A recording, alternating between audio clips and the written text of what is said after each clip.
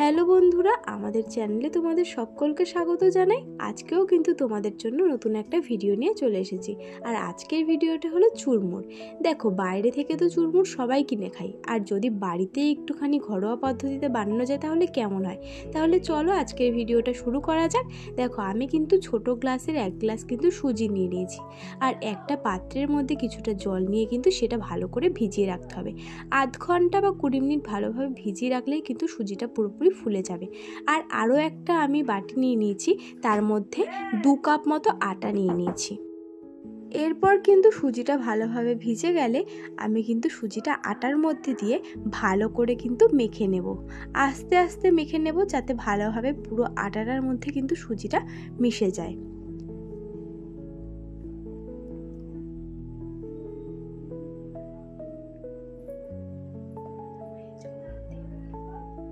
প্রথমে কিন্তু হাতের সাহায্যে এভাবে মেখে নেব, তারপর কিন্তু আস্তে আস্তে একটু একটু করে জল দিয়ে আরও ভালোভাবে মেখে নেব। তোমাদের যতটা পরিমাণ জল লাগবে সেই পরিমাণে দেবে, বেশি দিলে কিন্তু ডোটা কিন্তু অনেকটাই নরম হয়ে যাবে। তার জন্য হালকা হালকা করে একটু একটু করে জল দিতে হবে।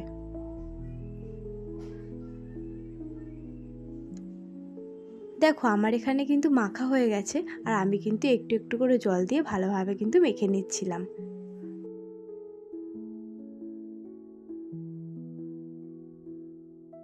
এটা কিন্তু একটু শক্ত শক্ত হবে, আর একটা কাপড় ভিজিয়ে কিন্তু এটাকে আমি কিছুক্ষণের জন্য ঢাকা দিয়ে রাখবো।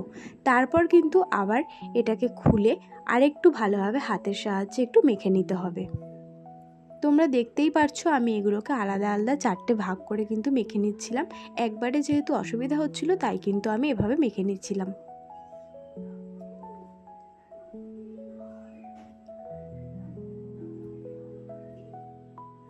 তারপর কিন্তু এগুলোকে একটুখানি হাতের সাহায্যে লম্বা লম্বা করতে হবে, মানে রোল টাইপের একটু লম্বা লম্বা করতে হবে।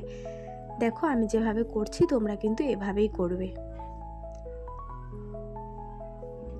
প্রত্যেকটা ডোকেই কিন্তু আমি এভাবে লম্বা লম্বা করে গোল করে নেব।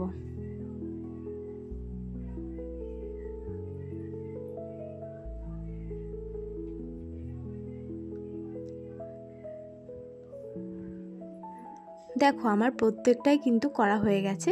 এবার কিন্তু ছুরি দিয়ে আমি সমান সাইজ মতো কিন্তু ভালোভাবে কেটে নিতে হবে।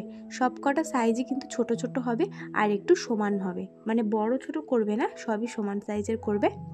দেখো, আমি যেগুলো একটু ছোট ছোট হয়েছে কোনার সাইডেরগুলো, সেগুলো কিন্তু আমি আগে থেকে সাইডে সরিয়ে রেখেছি। ওগুলো কিন্তু পরে আমি একসাথে আবার সাইজ মতো করে নেব। দেখো, আমি সব কটা কিন্তু সাইজ মতো কেটে নিচ্ছি।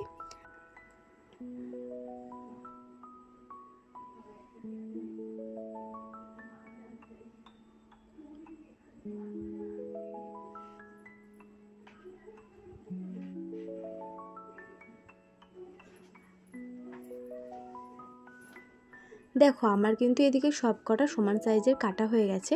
এবার কিন্তু এর উপর দিয়ে হালকা করে একটুখানি আটা ছড়িয়ে দিচ্ছিলাম, তোমরা চাইলে একটু ময়দাও ছড়িয়ে দিতে পারো। দেখো, তারপর কিন্তু হাত দিয়ে একটু চেপে চেপে নিচ্ছিলাম। এবার কিন্তু এই পিসগুলো আলাদা আলাদা করে একটা বাটির মধ্যে নিয়ে নিতে হবে। দেখো, এগুলো দেখতে পুরো সয়াবিনের মতো লাগছে। আমি বুনুকে বলছিলাম যে এগুলো কিন্তু পুরো সয়াবিনের মতো লাগছে। বুনু বলছে, হ্যাঁ ঠিকই বলেছিস।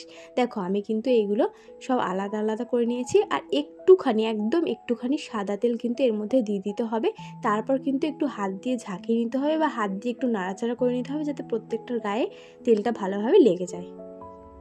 দেখো, আমার কিন্তু এখানে তেলটা প্রত্যেকটাই ভালোভাবে লাগানো হয়ে গেছে।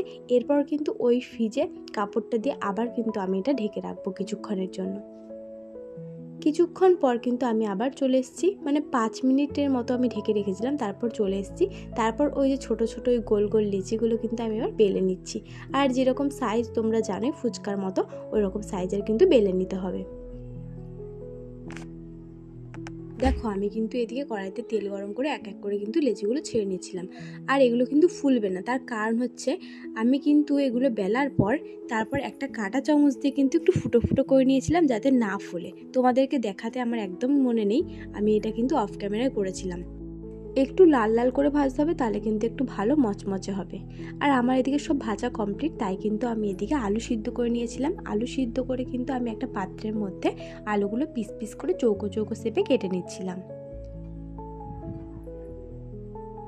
তারপর কিন্তু আলুর উপরে এক এক করে কিন্তু সিদ্ধ করে রাখা ছোলা, কাঁচা ছোলা দিয়েছিলাম কিছুটা পরিমাণে দিয়েছিলাম শসা কুচি, তোমরা কিন্তু আমি যেভাবে করছি সেভাবেই করে নেবে, আর কিছুটা পরিমাণে পেঁয়াজ কুচি দিয়েছিলাম।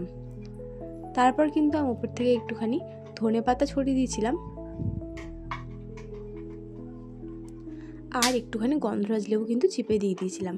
আর একটা তেঁতুলের টক বানিয়েছিলাম, যেটা তেঁতুল আর হচ্ছে চিনি দিয়ে, তোমরা সেটা সবাই পারো হয়তো, ওটা আমি বানিয়েছিলাম, ওটা কিন্তু ওপর থেকে দিয়ে দিলাম। এটার হচ্ছে মেন জিনিস কিন্তু এই তেঁতুলের টকটাই, মিষ্টি তেঁতুলের টক। তারপর কিন্তু নুন দিয়ে আর মশলা দিয়ে তারপর ভালো করে কিন্তু মেখে নিলে আমাদের হয়ে যাবে। ও আর একটা কথা তো বলতে ভুলে গেছি, যে পাঁপড়গুলো এটা কিন্তু আমাকে ভেঙে এর মধ্যে দিয়ে তারপর ভালোভাবে কিন্তু মাখতে হবে, তাহলেই কিন্তু আমাদের চুরমুর প্রায় তৈরি হয়ে যাবে। দেখো আমি আগে আলুটা ভালোভাবে মাখিয়ে নিচ্ছিলাম, এরপর কিন্তু এই চুরমুরের পাঁপড়গুলো আমি হাতের সাহায্যে ভেঙে এর মধ্যে কিন্তু দিয়ে দিচ্ছিলাম। আমি কিন্তু যে কটা করেছিলাম সব কটাই দিয়ে দিয়েছিলাম, কারণ সব কটাই আমার লেগে গেছিলো। তারপর কিন্তু ভালোভাবে আবার মাখতে হবে। তোমরাও কিন্তু আমার মতো এভাবে ঘুরিয়ে ঘুরিয়ে মেখে নেবে, যাতে নুনটা সব জায়গায় সমানভাবে মিশে যায়। আর এদিকে দেখো আমার কিন্তু মাখাও প্রায় কমপ্লিট হয়ে গেছে। এরপর ওপর থেকে ডেকোরেশন করার জন্য আমি কিছুটা শসা কুচি, কিছুটা পেঁয়াজ কুচি আর কিছুটা ছোলা দিয়ে দিয়েছি, আর ওপরে কিন্তু একটুখানি বাদাম গুঁড়ো দিয়ে দিয়েছি। এবার আমাদের পুরোপুরি চুরমুর রেডি হয়ে গেছে। তোমরা কিন্তু দেখলেই বুঝতে পারবে যে কতটা টেস্টি হয়েছিল।